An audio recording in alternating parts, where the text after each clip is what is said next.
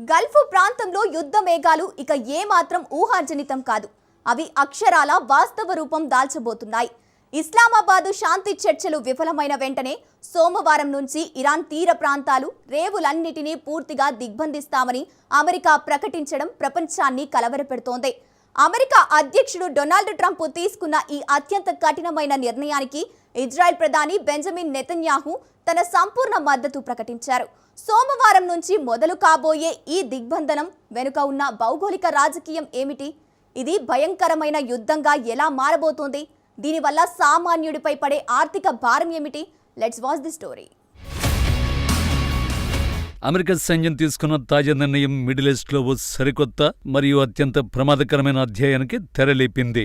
Iran తీర ప్రాంతాలు మరియు రేవుల గుండా ప్రవేశించే మరియు బయటకు వెళ్లే అన్ని రకాల సముద్ర రవాణాను పూర్తిగా నిలిపేస్తూ నౌకాదళ దిగ్బంధనం విధించనున్నట్లు పెంటగాన్ అధికారికంగా ప్రకటించింది.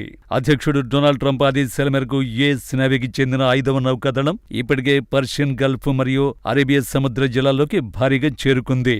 ఈ దిగ్బంధనం యొక్క ప్రధాన ఉద్దేశం ఇరాన్ ఆర్థిక వ్యవస్థ అక్షరాల శ్వాసాడకుండా చేయడం. చమురు ఎగుమతులపైన పూర్తిగా ఆధారపడిన ఇరాన్కు ఈ నిర్ణయం ఒక మరణ శాసనం లాంటిది. ఇరాన్ రేవుల్లోకి కనీసం ఆహార మరియు వైద్య సహాయం తీసుకువెళ్లే నౌకల్ని కూడా అనుమతించబోమని అమెరికా పరోక్షంగా హెచ్చరిస్తోంది. ఇది కేవలం ఆర్థిక ఆంక్షలకే పరిమితం కాకుండా ఒక స్పష్టమైన యుద్ధ ప్రకటనగా నిపుణులు పరిగణిస్తున్నారు. దౌత్య మార్గాలు మూసుకుపోయిన నేపథ్యంలో అమెరికా తన సైనిక ఖండబలాన్ని ఉపయోగించి ఇరాన్ను లొంగదీసుకోవాలని చూస్తోంది. ఏ నౌకైనా ఈ ఆంక్షల్ని ఉల్లంఘించి ఇరాన్ వైపు వెళితే దానిని నిర్దాక్షిణ్యంగా ముంచివేయడానికి అమెరికా దళాలు వెనుకాడవు. అమెరికా విధించబోతున్న ఈ నౌకాదళ దిగ్బంధనానికి అంతర్జాతీయంగా మద్దతు కరువైనప్పటికీ ఇజ్రాయెల్ మాత్రం అత్యంత సంతోషంగా దీనికి స్వాగతం పలికింది. ఇజ్రాయెల్ ప్రధాని బెంజమిన్ నెతన్యాహు స్వయంగా మీడియా ముందుకొచ్చి ట్రంప్ తీసుకున్న ఈ కఠిన నిర్ణయానికి తమ పూర్తి మద్దతు ఉంటుందని స్పష్టం చేశారు. ఇరాన్ను అణిచివేయడానికి కేవలం ఆర్థిక ఆంక్షలు సరిపోవని, ఇలాంటి ప్రత్యక్ష సైనిక చర్యలే సరైన సమాధానమని ఇజ్రాయెల్ బలంగా వాదిస్తోంది.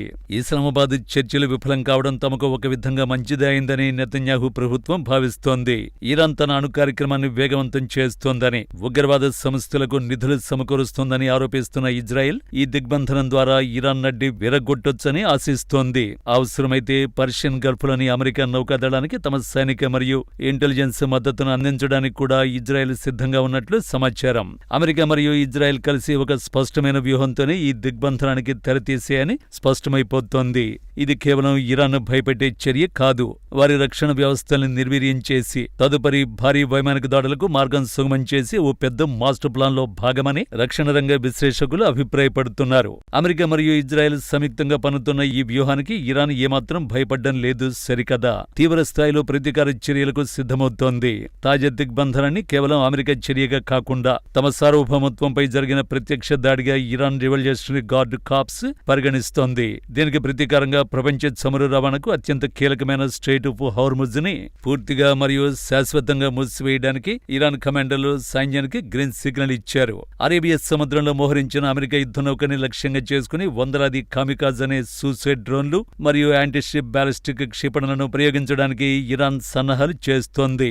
ఇస్లామాబాద్ చర్చలు విఫలమైన మరుక్షణం నుండే ఇరాన్ తన అణు కేంద్రాల్లో యురేనియం శుద్ధి ప్రక్రియను ఏకంగా అణుబాంబు తయారీ స్థాయికి పెంచేసినట్లు నిఘా వర్గాలు చెబుతున్నాయి. అమెరికా తమను ఆర్థికంగా చంపాలని చూస్తే తాము ప్రపంచ ఆర్థిక వ్యవస్థని కుప్పకూలుస్తామని ఇరాన్ బహిరంగంగానే హెచ్చరిస్తోంది. తమ దేశంపై దాడి జరిగితే గల్ఫ్ ప్రాంతంలోని అమెరికా మిత్ర దేశాలైన సౌదీ అరేబియా, యుఏఈ చమురు బావులపై కూడా క్షిపణుల వర్షం కురుస్తుందని ఇరాన్ సుప్రీం లీడర్ అనుచరులు ప్రకటిస్తున్నారు. ఇది భయానక యుద్ధానికి నాంది పలకబోతోంది.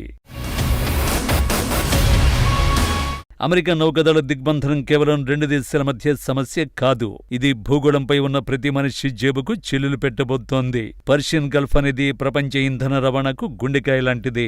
అక్కడ అమెరికా నౌకాదళం మరియు ఇరాన్ సైన్యం మధ్య చిన్నపాటి ఘర్షణ తలెత్తిన అంతర్జాతీయ మార్కెట్లో ముడి చమురు సరఫరా ఆగిపోయి ధరలు ఆకాశాన్ని అంటుతున్నాయి. బ్యారెల్ చమురు ధర ఊహించని విధంగా $150 నుండి $200 చేరుకుంటుందని వాల్ స్ట్రీట్ ఆర్థిక నిపుణులు హెచ్చరిస్తున్నారు. దీనివల్ల పెట్రోల్ మరియు డీజిల్ ధరలు విపరీతంగా పెరిగి పెరిగి రవాణా ఛార్జీలు మొయ్యలేని భారంగా మారుతాయి. నిత్యావసర వస్తువుల ధరలు సామాన్యుడికి అందనంత ఎత్తుకు వెళతాయి. ప్రపంచవ్యాప్తంగా స్టాక్ మార్కెట్లు కుప్పకూలుతాయి. లక్షలాది కోట్ల రూపాయల పెట్టుబడులు ఆవిరైపోతాయి. భారతదేశం లాంటి అభివృద్ధి చెందుతున్న దేశాలకు ఇది ఒక అతిపెద్ద ఆర్థిక సునామీ లాంటిది. ఇంధన భద్రత లేకపోవడం వల్ల ఎగుమతులు దిగుమతుల సరఫరా గొలుసు పూర్తిగా దెబ్బతింటుంది. ఒక విధంగా చెప్పాలంటే అమెరికా ఇజ్రాయెల్ కూటమి మరియు ఇరాన్ పంతాల వల్ల ప్రపంచం మొత్తం దారుణమైన ఆర్థిక మాంద్యంలోకి నెట్టేయబడుతోంది.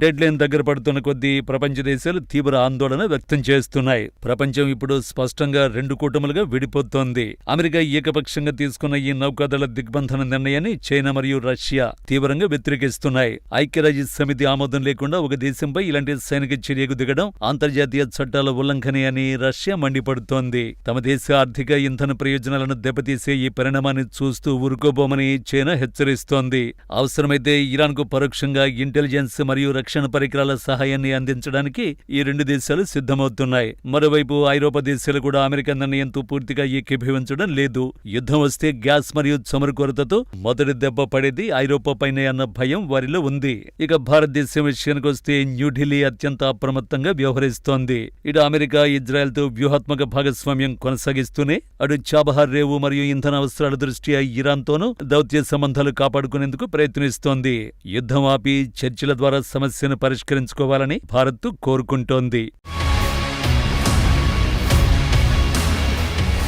ఈ మహా ఉద్రిక్తతల మధ్య దౌత్యపరంగా అత్యంత ఘోరమైన పరాభవాన్ని ఎదుర్కొన్న దేశం పాకిస్తాన్. ఇస్లామాబాద్ను శాంతి చర్చలకు వేదికగా మార్చి అమెరికా మరియు ఇరాన్ మధ్య సయోధ్య కుదిర్చి ప్రపంచ వేదికపై ఓ గొప్ప పీస్ మేకర్ గా నిలబడాలని ప్రధాని షెహబాజ్ షరీఫ్ కన్న కలలు కల్లలైపోయాయి. చర్చలు విఫలం కావడమే కాకుండా అమెరికా వెంటనే సైనిక దిగ్బంధనానికి పిలుపునివ్వడం పాకిస్తాన్ దౌత్య వైఫల్యానికి నగ్న సత్యంలా అద్దం పడుతోంది. అగ్రరాజ్యాల మధ్య మధ్యవర్తిత్వం వహించే స్థాయి సత్తా తమకు లేవని పాకిస్తాన్ ప్రపంచ తెలియచెప్పినట్లయింది. ఈ పరిణామంతో పాకిస్తాన్ అంతర్జాతీయ ప్రతిష్ట అమాంతం పాతాళానికి పడిపోయింది. అమెరికాకు పాకిస్తాన్ మీద ఉన్న ఆ కాస్త నమ్మకం సన్నగిల్లింది. మరోవైపు తమను కాపాడే ప్రయత్నం చేయలేకపోయిందన్న తీవ్ర ఆగ్రహం ఇరాన్కు పాకిస్తాన్పై ఉంది. సరిహద్దుల్లో ఒకవైపు తాలిబాన్ల ముప్పు, మరోవైపు ఇరాన్లో యుద్ధం మొదలైతే వచ్చే శరణార్థుల ప్రవాహం పాకిస్తాన్ కోలుకులేని దెబ్బ తీస్తాయి. ఇప్పటికే IMF అప్పులతో బతుకుతున్న ఆ దేశ ఆర్థిక వ్యవస్థ ఈ చమురు సెగను తట్టుకోవడం అసాధ్యం. ఇస్లామాబాద్ చర్చలు సఫలమైతే హీరో అవుదామనుకున్న పాకిస్తాన్ ఇప్పుడు జీరోగా మిగిలిపోయింది. ఒకవైపు గల్ఫ్ ప్రాంతంలో అమెరికా ఇరాన్ ఉద్రిక్తతలు నౌకాదళ దిగ్బంధనంతో ప్రపంచం యుద్ధం ఆర్థిక మాంద్యం అంచున నిలబడింది. ఇలాంటి క్లిష్ట పరిస్థితుల్లోనూ అగ్రరాజ్యాల ఒత్తిళ్లకు తలొగ్గని భారతదేశం తన స్వతంత్ర విదేశాంగ విధానంతో ఇరాన్ మన్ననలు పొంది విశ్వగురువుగా నిలిచింది. మరోవైపు మన దేశీయ రాజకీయాల్లో 2026 పశ్చిమ బెంగాల్ అసెంబ్లీ ఎన్నికల కురుక్షేత్రం హోరాహోరీగా మారింది. అంతర్జాతీయ యుద్ధ మేఘాలు దేశ రాజకీయ సమీకరణాల మధ్య సామాన్యుడి భవిష్యత్తు ఎలా ఉండబోతుందో వేచి చూడాలి.